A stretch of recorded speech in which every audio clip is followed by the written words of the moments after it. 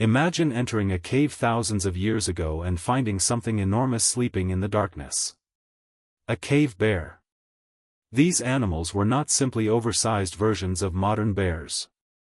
Species such as Ursus spelaeus could reach enormous body sizes, with some males weighing well over 500 kilograms.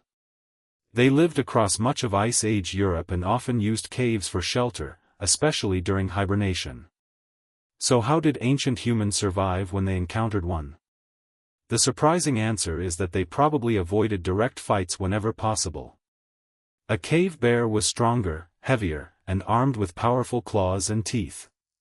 A human carrying a stone spear could injure it, but getting close enough to attack would be extremely dangerous. Instead, humans could use awareness, distance, fire, group cooperation, and knowledge of the landscape. Caves were especially important. Archaeologists have found evidence that Neanderthals and later humans used caves that were also occupied by bears. This created a dangerous competition for shelter. Imagine entering a cave and discovering fresh bear tracks, footprints, claw marks, or droppings. The smartest decision might be to leave. Humans could recognize signs that a bear was nearby and choose another shelter rather than risk an encounter. But what if a bear suddenly appeared? The first advantage humans had was numbers. A group could make loud noises, shout, wave burning branches, and appear larger. These actions might discourage some animals from approaching, although there is no guarantee they would work against an aggressive bear. Fire could also provide psychological and practical protection. A campfire made a shelter brighter and could help humans detect movement in the darkness. It also provided warmth and allowed people to cook food, making a campsite more useful than a bear-occupied cave. Weapons were another layer of defense. Neanderthals were capable of producing sophisticated stone tools and using wooden spears.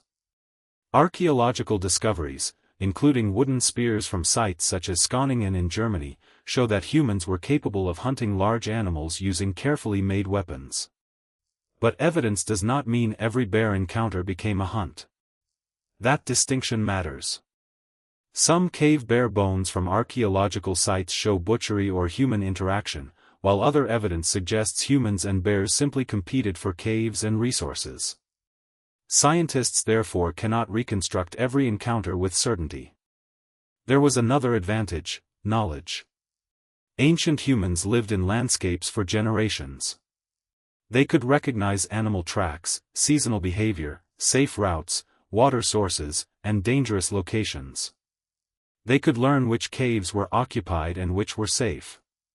This knowledge could be passed between generations. And cooperation made it even more powerful. One person might notice tracks. Another could warn the group. Others could prepare fire or weapons while everyone moved toward a safer location. The goal wasn't necessarily to defeat the bear. It was to survive the encounter. That difference reveals something important about human evolution. Humans were rarely the strongest animals in their environment.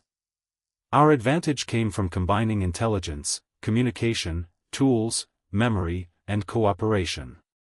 A cave bear could overpower one human easily. But an organized group could recognize danger, avoid unnecessary risks, and defend itself when escape wasn't possible. So when you imagine ancient humans facing cave bears, don't picture a heroic warrior charging into a cave with a spear. Picture something more realistic. A group notices enormous tracks near the entrance. They stop. They listen. They smell the air. Then they decide whether the cave is worth the risk. Sometimes survival meant fighting. But very often, the smartest victory was simply walking away. And that may have been one of humanity's greatest survival skills, knowing when not to fight.